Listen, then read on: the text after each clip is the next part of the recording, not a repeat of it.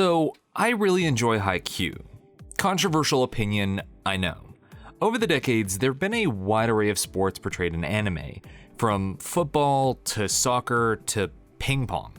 except ice hockey. Where's my hockey anime, Japan? But of all the sports series out there, Pretty Boys Playing Volleyball has easily become the most beloved and acclaimed around, being among the highest rated in both anime and manga. Now, originally, I was going to delve into why this is. Get into the way Haikyuu portrays volleyball in a realistic yet engaging way, paces out its development, the character dynamics, the humor,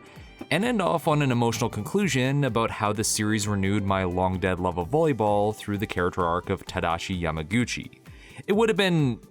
fine, but one thing I kept bumping up against as I was going through both the manga and anime to better grasp the series as a whole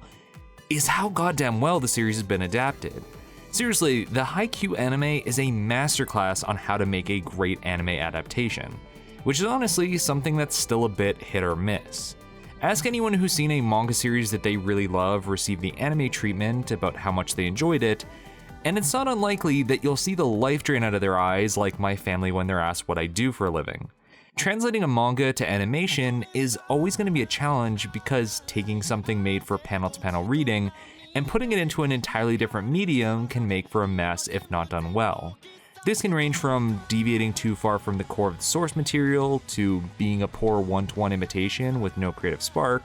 to the series being dragged along for years on end with no real break for the studio, causing the pacing and animation quality to gradually take a massive drop. Yet series director Suzumu Mitsunaka and his animation team at Production I.G did such an excellent job of taking the work that Haruichi Furudate did with their manga Haikyuu and translating it into animation that I would argue it's the best way to take in the series. And before the manga fans come to break my kneecaps, let me be entirely clear. This is by no means meant to dump on Furudate, as they're a stellar mangaka, and the core of what makes the Haikyuu series so great is foundationally from their work. But the anime definitely found ways to improve upon it, at least within its own medium. Now, I could easily end this entire conversation by simply showing the scene of the final point in the Kurosno Shiratorizawa match and just leave it at that, but since this is an overly long video essay on YouTube and I need to get paid somehow, let's instead dig a bit further into what makes Haikyuu such a fantastic adaptation.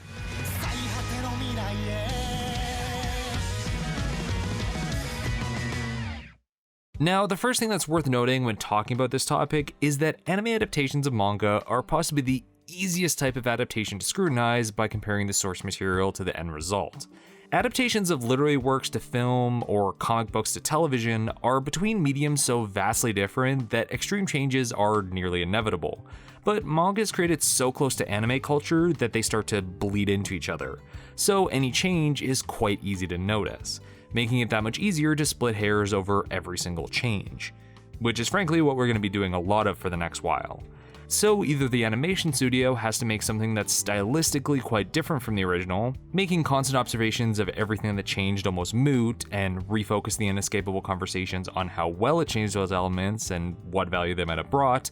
or execute nearly the same content just as well as the source material, but within a different format, which is what Mitsunaka and his animators at Production I.G did. At first glance, the art style of the Haikyuu manga is a tad rough as Furudate gradually found and refined their style. But one thing they excelled at right from the very first chapter was expressive character designs and detailed action shots, especially in the way characters are outlined and shaded in the more defined panels that makes it pop. I mean, look at how good the shot of Hinata going for this spike is.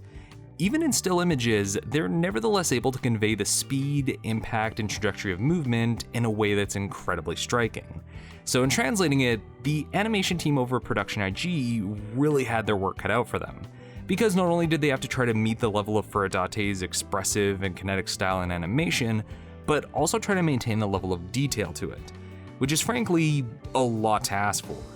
and makes it that much more impressive that they actually pull it off. While Furudate's art style gives characters softer, rounder features, especially in their faces, in designing the characters for the anime, character designer Takehiro Kishida chose to go for a more angular look, giving them all slightly sharper and longer features, which goes well with animating the volleyball sequences and how players articulate their bodies. From stretching out the arms of the blockers to create an overwhelming presence for the spikers, to the snap of the wrist with serves. In Season 4, the characters are even given a bit more muscle definition to highlight the character's development after playing volleyball for so long. Rather than go nuts with how it portrayed the sport and motion of characters, the animation team at Production I.G in fact doubled down on the realism of Furtate's work by keeping to average proportions and actions during matches, but doing it in such a refined and skilled way that it's just as striking as if they did go overboard. One of the most standout moments of the series is simply a really good read block, and people go insane over it as if it was Ippo revving up for a Dempsey roll. You can really tell that a lot of attention went into how volleyball players move in real-life matches so that the animation of the characters felt true to life, down to how spikers wind their arms back to give themselves extra momentum for a jump. It's not unlikely that the animators took notes while watching volleyball matches in real life or on TV to get the exact gestures down. Turn on a volleyball match and I can guarantee you will see familiar movement patterns from players that you would see in the anime. Aside from the appreciation for detail, the way characters and objects are animated is beautifully expressive and fluid both on and off the court, thanks to talented animators like Shinji Suetomi, Sachiko Fukuda, Boya Liang, and Ryo Araki, all being headed by Chief Animation Director Takehiro Chiba, just to name a few.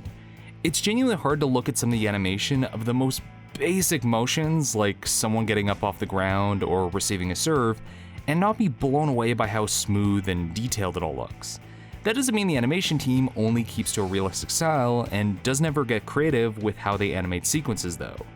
When the animation does take some stylistic liberties, it adds a bit of dramatic impact due to how much of a shift it is from the normal, like the heavily linked brushstroke style used for some action shots that smears as the outline can't keep up with the speed and power of a spike or serve. But as cool as those stylish Sakuga sequences are, it's honestly all the little nuances to how some characters move that really sells the animation, along with some other production details we'll get to later. When translating manga over to anime, it's really about what that animation can add. The extra details a character's way of moving that can add a layer to what they're going through. My favorite example of this is when Oikawa was struggling for a moment to get up after falling into some tables in the middle of the final play of the Cross No Seijo match. And for a moment, his foot slips on a blanket covering the floor, causing his whole body to lurch forward as he scrambles to get onto his feet proper. This scene is fantastic because not only is it a great visual representation of the intense desperation Oikawa is feeling as he's trying to keep Kageyama and his new team from surpassing him, but it's a scene that was added specifically for the anime, possibly put in to relay how Oikawa got from outside of the court back to the middle by the time the ball's on Kurasuno's side, which the manga implies simply through the way it lays out its panels in the moment. The anime could have quite easily done something similar, but it added much more to build up that moment. And this also touches on another major detail when it comes to adapting manga into anime, because while the base elements of good animation and character designs are something extremely important on a fundamental level, they aren't the end-all be-all of a solid adaptation. Which brings us to something that's often neglected during these kinds of dissections unless it's done terribly, and that's series composition and pacing. While Haikyuu keeps fairly close to the source material when it comes to its story, there were some adaptational changes to make things flow better, which is kind of a no-brainer. Even with an anime series that keeps close to the manga like Haikyuu, no anime adaptation ever is going to be the exact recreation of the series like some fans might wish. And that's naturally because of how manga and anime pace themselves out. Manga like Haikyuu are typically designed for ongoing weekly serialization, having anywhere between 15 to 20 pages per chapter out week to week for however long the mangaka chooses to go, where anime episodes are approximately 20 minutes, and often seasonal depending on how long the production studio chooses to go. Of course, some might think this works out perfectly since a chapter or two can simply be changed over into an episode just like that. But that's never the case, as trying to stretch one chapter to one episode is always going to create pacing issues, meaning thought has to go into the way chapters are laid out when they're combined into episodes. Because if it's not done well, then you get issues like scenes that are stretched out for way too long, vital story beats are too condensed, or the dreaded filler content. Since anime have to ideally be planned out for seasons, This means condensing storylines from the source material and adapting them from the weekly chapter format into a set number of episodes, typically breaking them up into easily cut up arcs, which in Haikyuu's case was handled by series composer and scriptwriter Taku Kishimoto, being the one responsible for deciding the flow and layout of the series narrative before its storyboarding. And they did a fantastic job. Not only did Kishimoto know exactly how to translate the manga into the anime so that it felt true to the source material, but they even found places where improvements could be made by shifting things around or adding in smaller scenes to fill in gaps. As a small example, a 4-chapter practice match against Fukuro Dani, which is used to demonstrate the evolution the Kurasuno team has gone through, is reformatted and reorganized to fit an episode and a half that ends off the training arc partway into season 2. Now starting off with the night before, where Coach Yukai and Takeda are talking about how the team has developed over the course of the training camp, and how the players are slowly becoming cogs in a machine, rather than flashing back to it mid-game at the start of the second chapter like in the manga. While this scene works well for where it is in the manga, being said before we finally see Hinata and Kageyama's perfected quick, the change in the anime allows for the flow of events to work sequentially and not have to disrupt the pace of the game, with the talk between the adults at the beginning setting a theme for the rest of the episode, where it's now presented to better reflect the entire team's development. It might just be a small thing like moving a scene or two, but there's a particular art to reformatting a group of chapters into episodes, since many scenes were originally designed as conclusions or cliffhangers to end off on, so consideration has to go into what should end an episode and what exists in the middle of one. So while Hinata hitting Kageyama in the back of the head with his serve during the practice game against Seijo might not have made for a good conclusion to an episode like it was in the manga because it tonally doesn't make for a good note to end on with how the episodes are paced out, it makes for a great minor cliffhanger right before commercials, where we get the resolution after the mid-card. Again, it's about knowing where to place these things for the best impact. Also as an aside, shout out for using the mid-card animations to slip in fun little scenes to show character dynamics while they practice. It's a nice touch. Kishimoto found ways to play out essentially the same moments as the source material, but either reorganize or add to them for maximum effect by using the unique aspects that anime has over manga. As an example, take Hinata's big first spike in his first game. This is the emotional foundation for Hinata's introduction as the protagonist, as it's what he's been working for years since he first saw the Tiny Giant play. And on the surface, the anime doesn't seem to do much to fundamentally change how the scene plays out in the manga. But once again, it's the little details in the pacing and arrangement that add a lot. In the manga, as Hinata runs for the spike being set up by his friend, we segue into a flashback that goes into all the hardships Hinata went through as the only player on his junior high volleyball team, having to constantly pester his friends to practice with him since he had no one to set for him, which takes up about 5 pages of the first chapter. Now, the anime does nearly the same sequence in the first episode, but intersperses the flashbacks with cutbacks to the first set of the actual game that are frankly perfectly transitioned between, creating a great flow of showing Hinata's relationship with his junior high friends, Koji and Izumi, and them trying to play their best for Hinata because they finally understand how much it means to him to be at this tournament, ending off on Hinata's friend Izumi finally agreeing to toss for him in the past, which beautifully transitions into the set for Hinata in the actual game, and only makes it that more crushing when the spike gets blocked. Again, not a drastic change, but the way it rearranges these moments and paces them out makes a huge difference for how it lands on an emotional level. Along with the pacing, how camera angles and cuts are used in these scenes touches on yet another aspect that Haikyuu does well, as the flow of scenes also comes down to the way they're edited and shot, essentially how it's storyboarded. For those not entirely familiar with animation production, storyboarding is the stage before everything's actually animated, where shots are planned out for how they'll look in the final product, from the camera angles used to how they're cut together, a sort of visual script for the animators to build off of. If there was a really great shot or series of cuts you loved in a series, that's largely thanks to the storyboard artists for setting that up in the planning stage. Though when it comes to storyboarding anime adaptations, it's somewhat odd because there's already sort of a finished storyboard in the manga.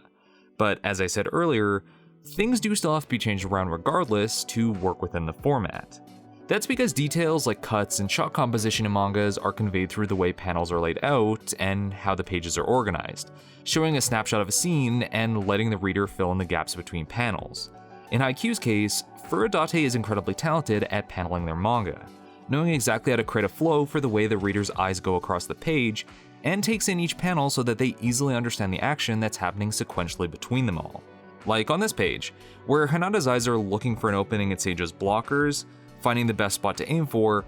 going for the spike, but then having Oikawa appear to cover that empty space in the final panel, creating a buildup of tension if he'll be able to stop it or not as you go to the next page. This is what people are talking about when they're referring to good panel layout in manga. So with the Haikyuu anime, it has to do more to show the viewer what's happening with each action, and finding the best moment to cut to the next part of the sequence, meaning how the anime is storyboarded, both in how it places its cuts and its use of cinematography, is crucial to imparting information to the viewer in the best way possible. And before I go any further, I will own up to the fact that a lot of shots from the anime are lifted near one-to-one from the manga, meaning the storyboard artists were in fact using the manga as a template to start out with. But there are still plenty of creative ways they found to use camera work and cuts to add some extra oomph to scenes. To start, the shot composition and staging of the anime is phenomenal, constantly finding creative shot angles and camera movements to convey different information to the viewer.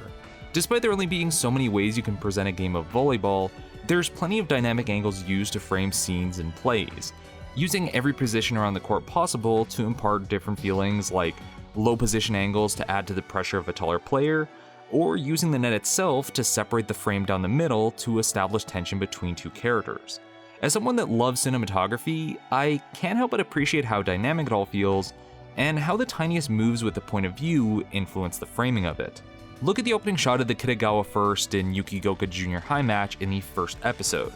where the manga only has time to show both teams facing toward each other as the game's about to start in a single panel, conveying to the audience the difference in height and confidence with how the teams are juxtaposed against each other. The anime instead starts off on Kitagawa First lineup alone, with their approximate height line being level with the center of the frame, before panning across the entire court, stopping at the Yukigoka team, and then readjusting the camera down so that it meets their height. From this single camera move, you can tell just how out of their league Hinata's team is. I've already said it a few times, but we are technically getting the same information between both versions of the series. Kitagawa First is much taller and has more confident looking players, but in the anime, it adds a huge punctuation to it through a subtle camera move and how it's framed. And the importance of that can't be understated, because this comes up plenty across the entire series.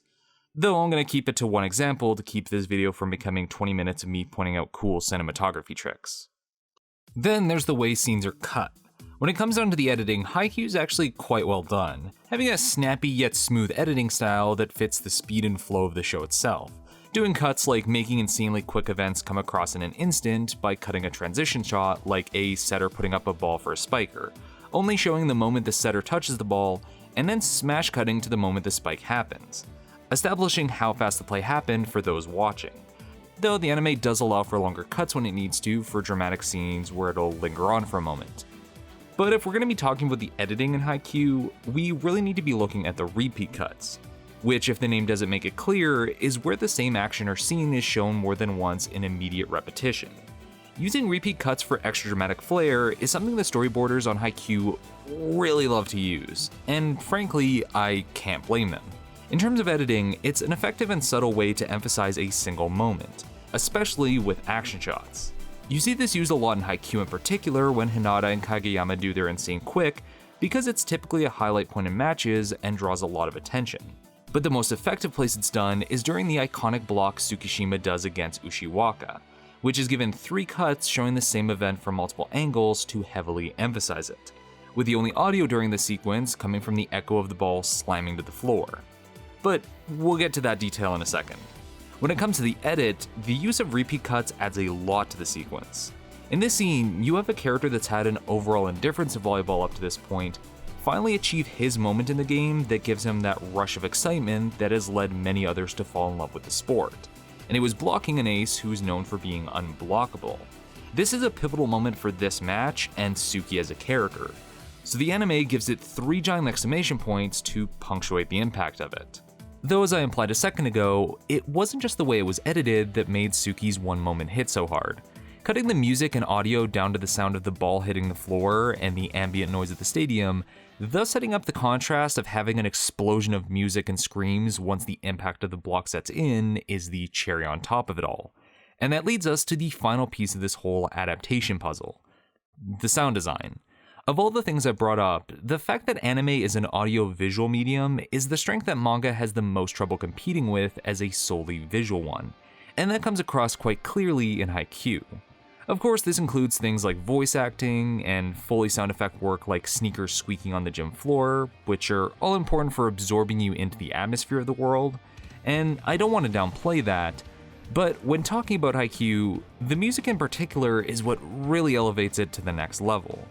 Being composed and arranged by Yuki Hayashi and Asami Tachibana, who both did music for Robotics Notes and Soul Eater Not, the soundtrack created for Haikyuu is nothing short of incredible, syncing up with the style of Haikyuu perfectly with this energetic flair that runs the emotional gamut from amped up excitement for a big success, poignant tension during a confrontation, to motivational uplifting when a character finally makes a breakthrough. In the pantheon of great anime OSTs, Haikyuu definitely deserves its own place, as the entire catalog of tracks slaps, as the kids say. Though if I'm being honest, in writing this video, I had quite a bit of trouble trying to articulate exactly what it is that makes Haikyuu's music so powerful, especially when in combination with the anime itself, at least until I found out the musical background of one of the composers and it all sort of clicked.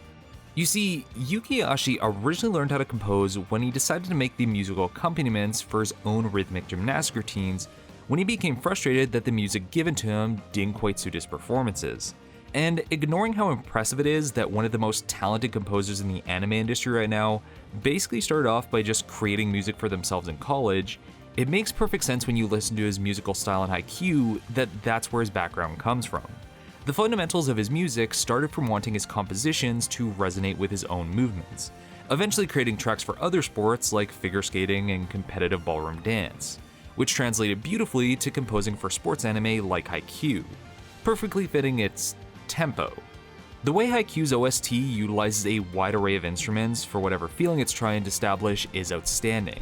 The music Hayashi and Tachibana composed has this heavy emphasis on the rhythm section, with plenty of bass lines and drum sets making up a lot of the tracks, working incredibly well in synchronizing with the momentum of volleyball plays, along with sprinklings of piano medleys for your classic sad anime scenes, and mixes of EDM or electric guitar for when it wants to ratchet up the intensity a bit. And oh boy does Hayashi really love his violins for those big emotional swells. But while how the music works with the animation is already fantastic, how it works with the emotion of scenes through its placement of instruments is where it reaches god tier status. Take the track Battle of Concepts' use of drums, guitar, and violin to help tell a story. Used most prominently during the final play of the match between Karasuno and Shiro Torizawa, the track starts off with a high energy burst of drums and electric guitar, creating an overpowering intensity to go with Ushiwaka's overwhelming pressure against the Karasuno blockers. But as the track goes on, the guitar begins to be overpowered by the violin used in the background as Karasuno starts to make their comeback, with it triumphantly pushing out the guitar and eventually even the drums at the most pivotal moment of the action, when Karasuno go for their synchronized attack. The violin even goes an octave higher as Hinata is reaching the pinnacle of his jump, before the rest of the instruments come crashing in for a powerful crescendo leading to the final moments of the game, with the drums wrapping up the track as the guitars give a final wail over Shiro Torizawa's loss. Sincerely, I can't get over how many times I've watched this particular scene on repeat just because of how perfectly the music works here, especially once I clued in on the coordination of the instruments. It's also worth noting that this particular use of violins is used as a recurring leitmotif in the OST to represent Karasuno's gradual development, specifically in relation to Hinata. You can clearly hear this in the track titled Above, which, among other scenes, is used to establish the tone for Hinata and Kageyama meeting Ushiwaka for the first time, and the two first years declaring their plans to beat the Ace to go to Nationals, setting the stage for the battle of concepts between the players later on in the tournament, where the violin score for Above makes up the backbone of the previously mentioned track. Also, you have no idea how big brain smart I feel using the term a leitmotif right now. It's amazing. The music of Haikyuu so seamlessly syncs with the animation and story that I'm genuinely certain these scenes would not be as beloved by fans if it wasn't for how much it's lifted up by the tracks that accompany them, and that can be said for the soundtrack throughout the series just as well. Honestly, I question if even this video would be half as good if it wasn't for it using Haikyuu's OST for the background track. Though again, I have to stress that the music of the anime is only one piece of the puzzle, just like the rest of the production. Now, it can be easy to treat an anime adaptation as a simple equation of source material plus anime. But there are so many cogs to making an effective adaptation, from the animation style it chooses, the reformatted pacing, the storyboarding, and the music it uses. I'm sure a lot of the things I talked about here feel like absolute no-brainers to some, but every one of these factors are vital to making a quality adaptation. Fundamentally, the team at Production I.G looked at what Furodate did and knew exactly how best to translate it over into animation. All things accounted for, Haikyuu is the gold standard for how much value an anime adaptation can add to the source material through the most subtle changes. Of course, I don't think every adaptation ever has to hold so true to the source material like Haikyuu does, because every series is different and requires their own unique approaches. But if it is going to go down that route, there are much worse examples than this one. Even with the recent switch up in staff on Haikyuu Season 4, which had many fearing the loss of talent would tank the quality of the show, it's clear from recent episodes that it's still upholding the high bar of quality we've come to know it for. And that's because of the immense love and care the current staff are continuing to put into it. Even if a studio had the greatest staff ever put together, if they don't care about what they're making, it's gonna be a lesser product. Of everything I've mentioned, the biggest secret to adaptation lies not simply in how many frames of animation it has or how rad the soundtrack is, it lies in how much the people working on it want to bring a series they love to life. And frankly, that's the most important thing in making a great adaptation.